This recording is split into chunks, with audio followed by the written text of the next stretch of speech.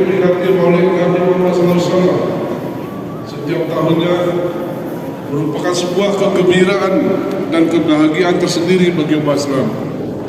Karena kehadiran Rasulullah di muka bumi dapat diibaratkan sebagai cahaya yang menerangi kehidupan manusia, termasuk kita sekalian, dalam menempuh jalan spiritual yang benar untuk menggapai ridho Allah Subhanahu wa taala.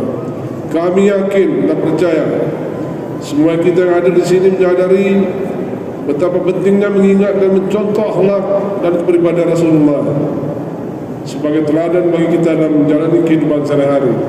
Rasulullah melakukan perubahan besar untuk perbaiki masyarakat, tidak dengan jalan kekerasan, tetapi dengan dakwah yang menyembuhkan rasa simpati. Paradigma Islam sebagai rahmatul lil alamin secara real telah beliau hadirkan dalam setiap pola pikir, ucapan dan tindakan.